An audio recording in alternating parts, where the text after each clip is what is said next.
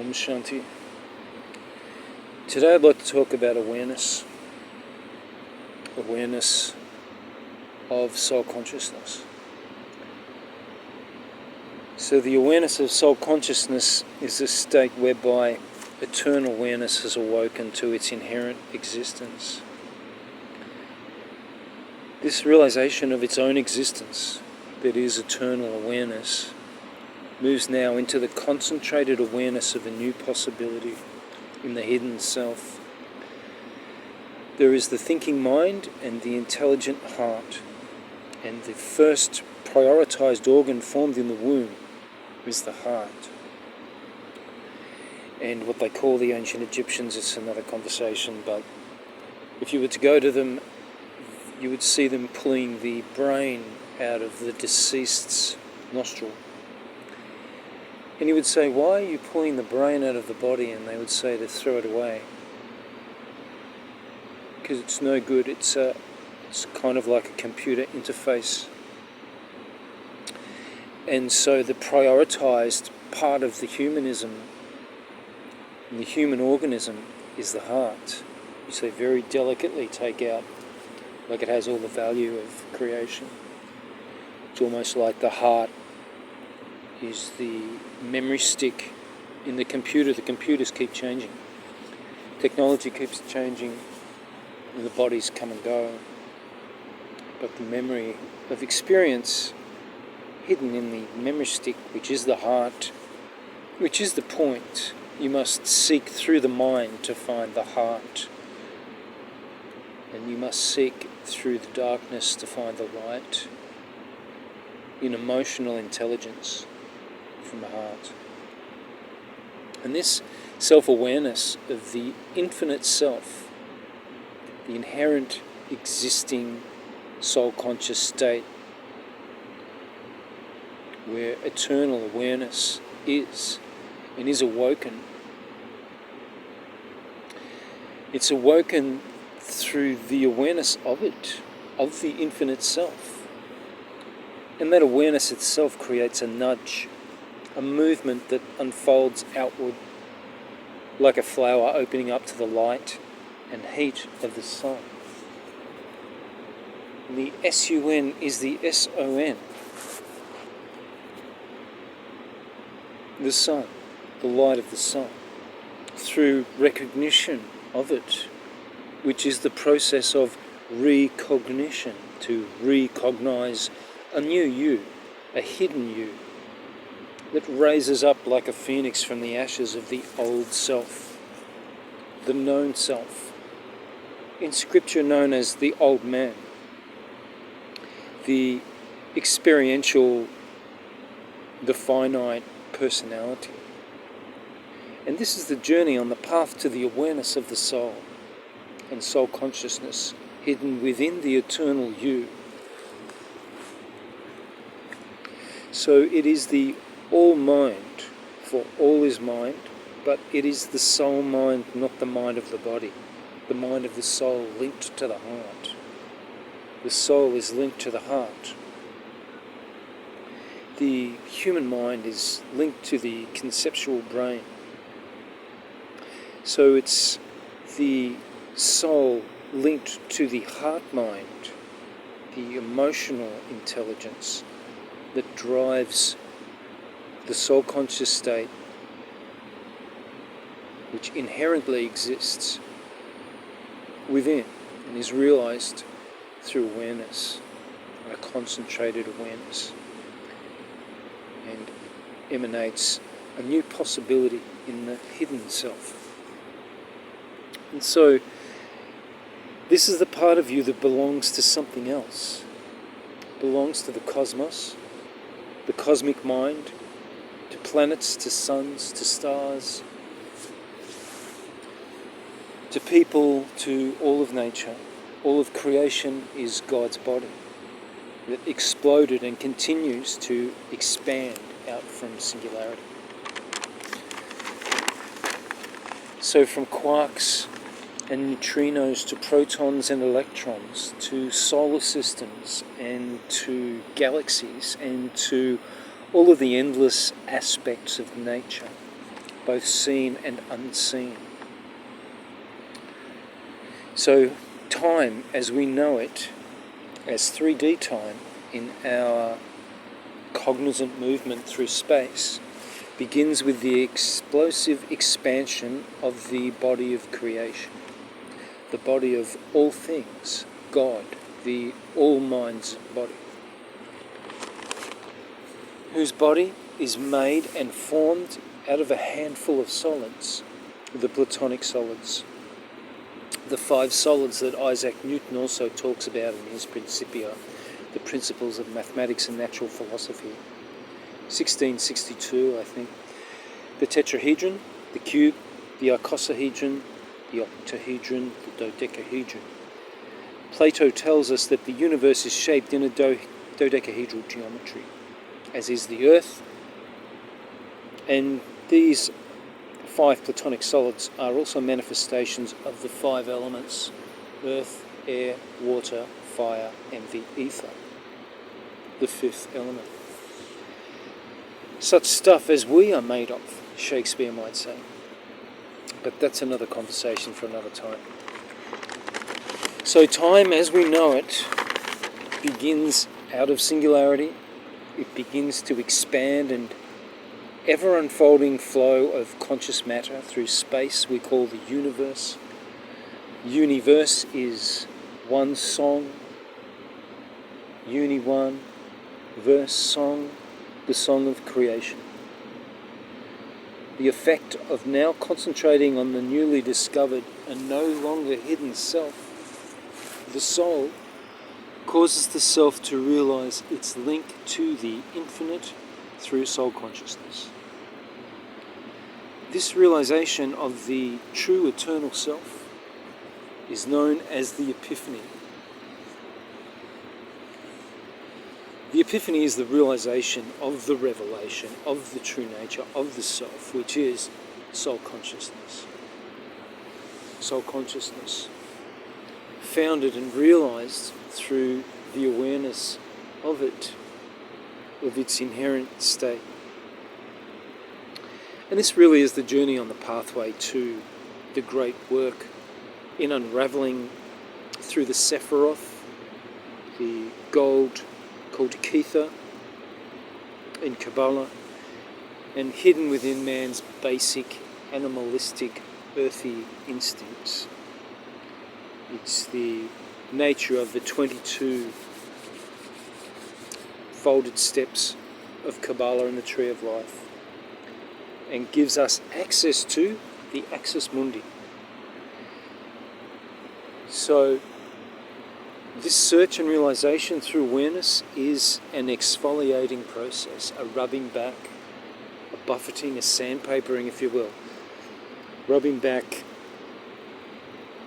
the dirty self, the dark self, the basic self, rubbing and rubbing and rubbing and exfoliating, polishing, knowing that beneath these worldly and earthly effects and conceptual ideas and sensationalist arrangements arranged through the perception of the 5 senses, this physicality in 3D, is the false personality, is the false, the surface. You know, it's safe to sit on the surface. When you're fishing on your boat, it's safe to sit on the surface. But you know, the realization comes in diving into the deep, dark depths of the ocean to find out what's there and to find out where the current comes from. And you'll be pulled and pushed this way and that through all the vicissitudes and struggles of having the audacity to dive within the unknown, within the dark spaces, toward the inevitable goal, toward the light. So we must seek through the darkness to find the light. And we need to fish for the true self through awareness. And so when the teacher talks about casting the net on the right side when fishing, you're fishing for the right thoughts. It's a right angle, the right side of the brain. Fish on the right side of the brain. Fish on the right side of the boat. And he helps us walk on the waves, which really means upon our brainwaves, above the 3D brainwaves, above the conceptual pattern,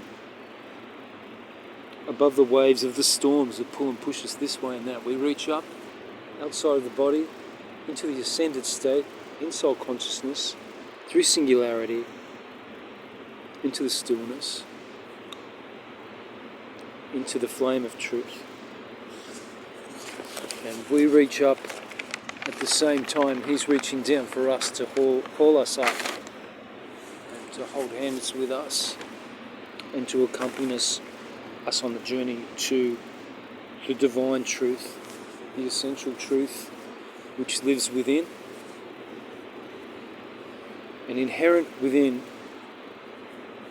is this blossoming flower of soul consciousness. So this epiphany opens the gateway to a new consciousness, to a new dimension, which has always been new. It is a journey of light into the forgotten self. You have to move through the darkness to find the light. In the end, you have no choice. And so hidden beneath the conceptual mind, that is the left side of the brain, which is incidentally the West.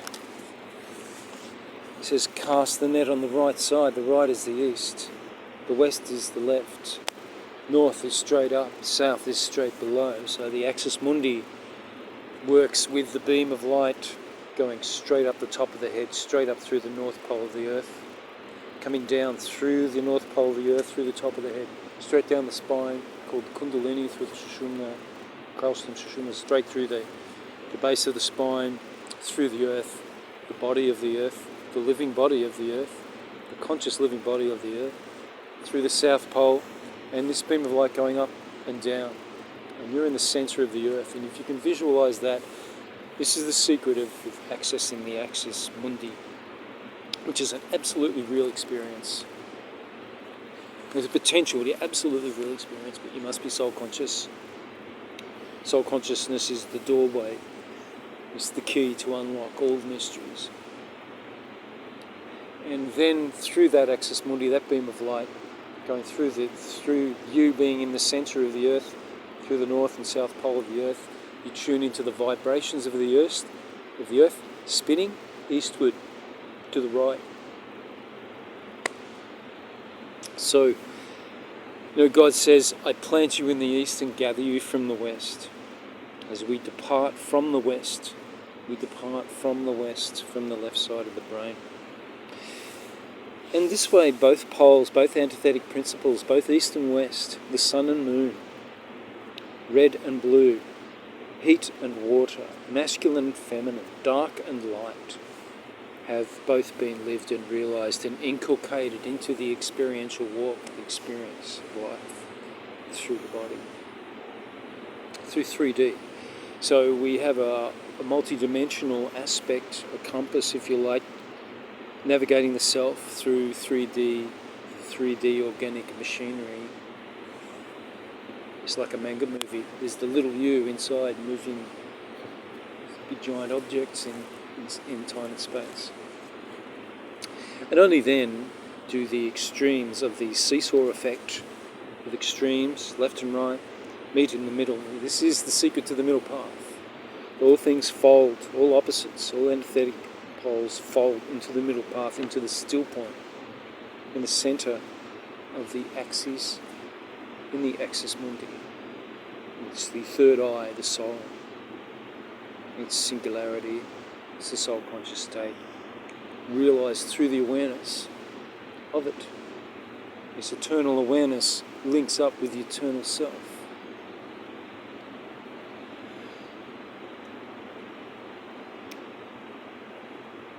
These opposites, red, the sun, masculine on the left side of the brain, blue, magnetic, the moon, water on the right side, the red and blue, Inda and Pingala in Hindi, the red and blue converge and dissolve into each other and surrender into one another as the male and the female copulating, dissolving to one another, and gives birth to a single unit through love and through union and through the marriage of opposites. A new child is born.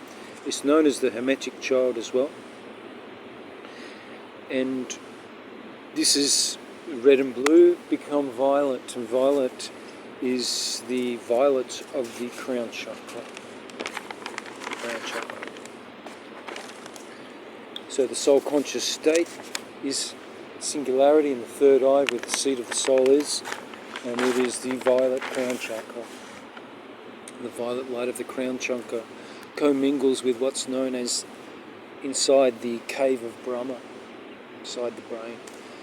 And the pineal gland and the pituitary gland flare in one emerald light. It's the secret to the emerald tablet. It's the emerald light. And paintings of Buddha have a green background, which is the colour of immortality. And in Islam as well, they talk about the immortal emerald colour. And in Revelation, it's noted that the vision of God on the throne with a great rainbow above him, which I see as the great rainbow of the potential of humanity, and glowing like a jasper, it's emerald green light. And those realised when it says don't touch the green things of the earth in the destruction, it's the emerald light emanating in the pineal gland. And so therefore the king's chamber is the pineal gland, and the queen's chamber is the pituitary gland, the male and the female, and they reconcile into the white laser beam light of the axis mundi, raising your consciousness up through the antithetic torus fields.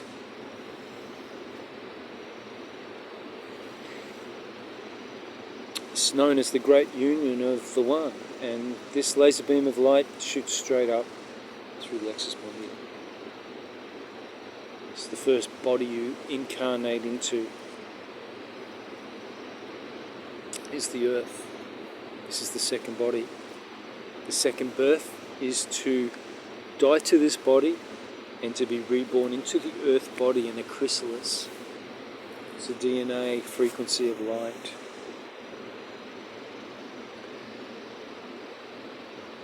And this is the secret to the Vitruvian man. Number 5 being the seed, and the apple is actually the torus wheels and the torus field. So the seed of the apple of knowledge can ascend up the axis mundi to the heavenly state. It's not a metaphor, it's literal. You can go straight up, literally, into the heavenly state, to be face to face with God. Up the 33 steps of the spine, each one shaped like infinity, in the middle is singularity. Kundalini, sacred spirit, goes up through the centre of the 33 steps. To be face to face is literally when your soul is shot out like a cork out of a bottle, straight up to the divine mind. And so this is the journey of soul consciousness. And this is the state whereby eternal awareness is known and has been awakened to its inherent existence within the self. The realization of its own existence is eternal awareness. It's the secret to soul consciousness.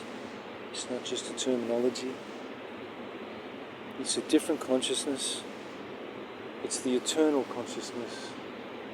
It's the you that's you when you're dreaming. If you can lucid dream, you're awake and you're dreaming, and you dream while you're awake, and the veil separating the two does disappear somewhat. And all polarities become one, and you are reborn through the principles I previously talked about. So it's the secret to eternal awareness and ascension